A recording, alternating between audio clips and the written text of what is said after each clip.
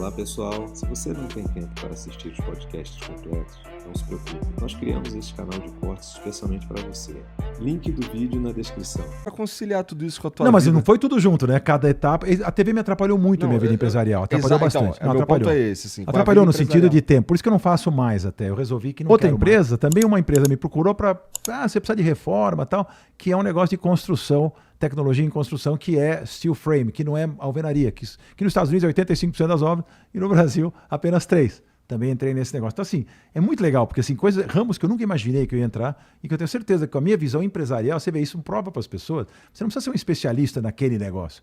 Você precisa, eu fui um homem de comunicação a vida toda, administrador de empresa, de formação, mas eu fui um cara de propaganda, marketing, comunicação.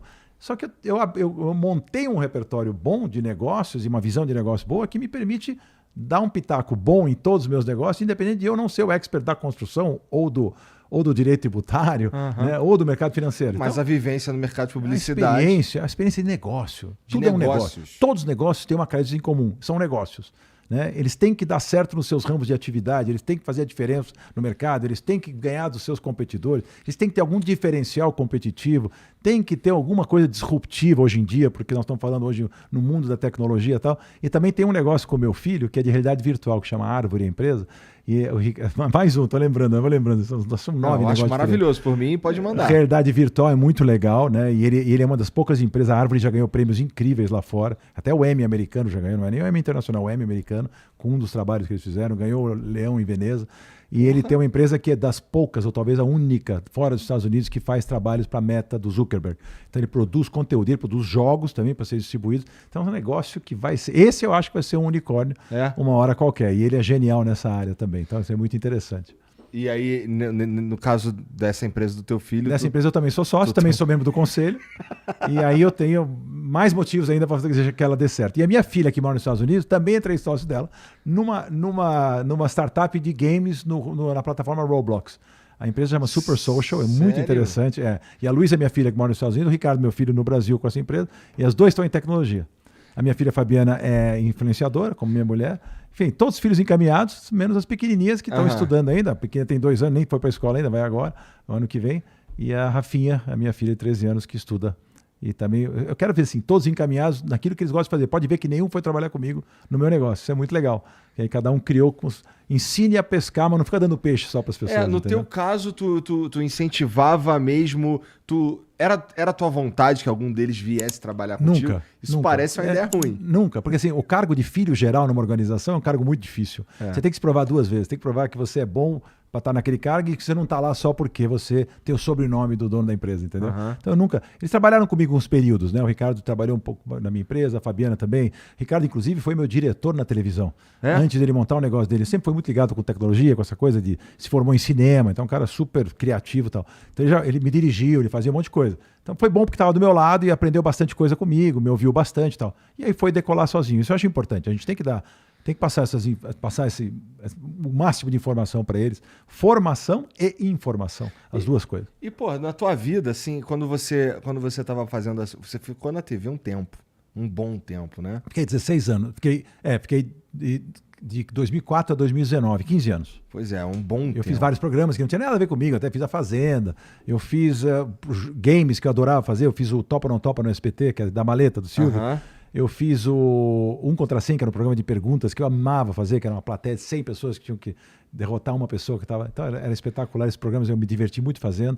Eu fiz também o Power Couple lá na Record, que era dos casais. E depois eu fiz um programa que eu amei fazer. A experiência mais maluca, o Power Couple, não foi? Foi muito interessante. Mas o que eu mais amei fazer, se você quiser saber, na Record, foi o Roberto Justus Mais, que era um programa dominical, todo domingo à noite, de entrevistas, que eu fiz uma coisa diferente, era tema. Então, fazia entrevista como está fazendo comigo aqui, só que era um tema. Então, o astro da entrevista era o tema, não era a pessoa. Então, vamos falar de água. Aí eu vou trazer a pessoa que entende de água, outra pessoa que consome água. Aí sempre faz o contraponto para ter opiniões diversas. Era muito. Eu fazia matérias externas. Então, eu ia lá na fonte, mostrava a água e tal, e daí voltava para o estúdio e fazia entrevista. Então, era muito legal. Então, foi um programa que ficou 4 anos no ar e foi muito bacana. E pra conciliar tudo isso com a tua Não, mas vida? não foi tudo junto, né? Cada etapa. A TV me atrapalhou muito a minha vida empresarial. Atrapalhou bastante. Então, meu ponto é esse, assim, com a Atrapalhou vida no sentido empresarial. de tempo. Por isso que eu não faço mais até. Eu resolvi que não quero mais há um bom tempo. Poderia ainda fazer alguma coisa, mas eu não queria, porque você faz um programa como esse, um reality show leva 3, 4 meses de dedicação. Aí eu tenho que parar quase tudo que eu tô fazendo, porque o tempo todo é gravação, é isso, agora tem que fazer, agora tem que gravar uma cabeça, agora tem que gravar não sei o quê, agora tem um áudio para fazer, agora tem... Puta, era uma coisa louca. Tem um negócio que não... Já foi muito legal de fazer, foi uma experiência, eu quis ficar bom naquilo. Achei que eu apresentei bem as coisas que eu fiz. Né? Sempre eu sou muito perfeccionista com as coisas. Eu fui aprender com quem fazia, assisti bastante os apresentadores que eu admirava. E aí fui fazer, do meu jeito. Mas eu acho que eu rendi mais onde eu posso falar o que eu penso do que onde eu tenho que ler um TP. Pô, maravilhoso. Eu acho mais gostoso para mim. Então, fazer uma fazenda onde eu ficar lendo TP o tempo todo não era, para mim, auspicioso e nem me realizava. Agora, eu poder fazer um programa de entrevista, se eu pudesse te entrevistar, que deve ter muita coisa interessante para falar, eu adoraria fazer no meu programa. Entendi. Então mas deu. Assim, foi uma experiência maravilhosa e para mim deu. Hoje eu estou... Da TV eu estou aposentado. Como é que tu aceitou o convite para fazer a Fazenda, cara? Então, cara, foi um pouco de vaidade desnecessária, né? É. Quando eles me convidaram, eles falaram, pô, você podia fazer do teu jeito, a Fazenda estava dando uma caída na época, né? Pô, você podia dar uma levantada. Até que foi bem em audiência, apesar de a gente pegou aquela época que teve aquele problema das TVs com... Nem lembro agora. Tem um problema com as TVs lembro que alguma coisa que aconteceu na época que mudando equipamento, tiveram que sair do cabo, não sei se você lembra. Sim. Aí fizeram, aí o SBT, a Record fizeram uma associação, enfim. Uhum. Aí a gente perdeu um monte de audiência porque não estava passando os programas em todos os lugares. Enfim, mas assim, eu aceitei um pouco assim, nossa, é um programa bem popularzão, não tem muito a ver com a minha imagem, tem muito a ver comigo, mas é um desafio. Imagina um programa ao vivo, quase 3 vezes por semana aquele programa é ao vivo. Lá, mas cansativo, na época a Fazenda era lá no interior, eu tinha que ir até lá gravar, fazer e tal. Hoje em Itapecerica, eu cheguei a fazer em Itapecerica também, eu fiz 2 anos na Fazenda. Uhum. Aí falei, não dá, esse não é um programa para mim, cara, pelo amor de Deus, era um moedor de carne aquilo, era muito complexo fazer, me atrapalhou muito a minha vida, porque eu sou um apresentador concorrendo com empresários, eu sou empresário concorrendo com apresentadores. Pô, é difícil, é complicado. É verdade. Deve ter atrapalhado mesmo, assim, a tua vida. Não sei se... provavelmente, pela tua experiência e tudo mais, não deve ter atrapalhado os teus negócios a ponto de ter resultados que você não eram esperados. Mas a tua vida deve ter sido muito... O teu tempo deve ter sido muito concorrido. E aí eu tô falando para tua família, para os teus amigos e para as coisas que você queria fazer também. Mas não tenha dúvida. Então ficou uma coisa um pouco... Quando a coisa fica difícil, que você tem que respirar para fazer... Minha agenda tá uma loucura, não vale a pena. Não tem nem dinheiro, nada que pague. Porque você passa a não render mais como você gostaria, entendeu? Então, sim. Fui longe demais ali, não precisava ter ido tão longe. Entendi. Mas foi para mim assim, foi muito bacana eu imaginar que a emissora me convida a fazer uma coisa que eventualmente não era nem muito a minha praia, não era muito o meu estilo, mas era uma experiência diferente. Eu falei, eu sempre fui movido por desafio, né? E era um desafio encarar aquele troço lá. Essa temporada de 2019 do Aprendiz... eu não assisto TV faz um tempo, inclusive. Mas o prêmio também era trabalhar contigo? Não, nesse aqui não, porque eles eram os influenciadores, né? E o prêmio era R$1 milhão. Que tinha mais ali? Não lembro agora exatamente, mas tinha mais alguma coisa extra ali que a gente ia dar um contrato, alguma coisa interessante para eles com algum grande cliente, para eles poderem trabalhar para um grande cliente. Então, era muito interessante para eles, né? Mas foi demais aquele programa, achei que foi um dos melhores que eu já fiz, só que eu fiz uma plataforma que tem muito pouca audiência, né? Que a Band não tinha a mesma audiência que eu tinha na Record, entendeu? Então, mas foi muito interessante, porque como eram influenciadores, também a gente teve muita audiência fora da TV, a gente teve muita audiência online, né? Exato, então programa. Foi por aí que eu Foi demais, né? Foi muito grande no YouTube. E assim, tu considera que algum desses caras sai de lá meio puto contigo, cara? Normal. É sempre normal, porque esses caras...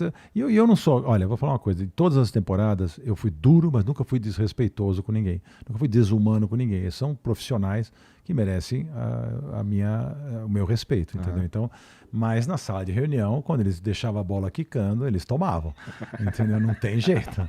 Aí vai, né? Os caras fazem uma prova, fazem besteira, fazem não sei o quê, e depois vem discutir comigo.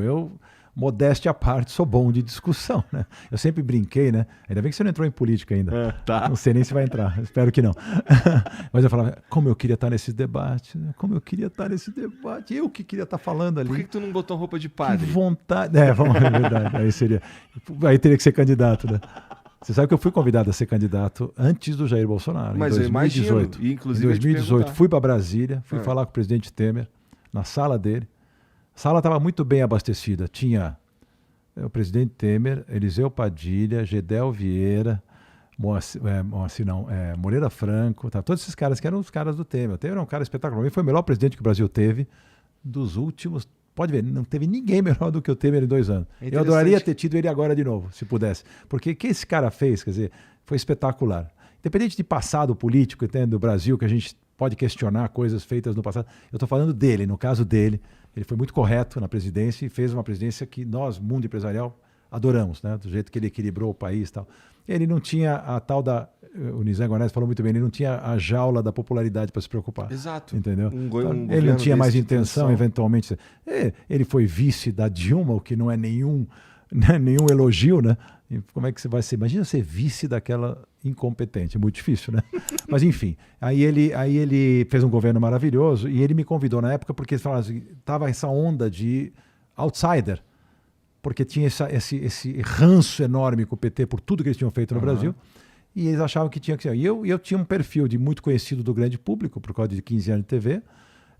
O Donald Trump tinha sido presidente dos Estados Unidos depois de ter feito o aprendiz. O João tinha sido governador e prefeito de São Paulo depois de ter feito... Não, prefeito ainda, não tinha sido governador.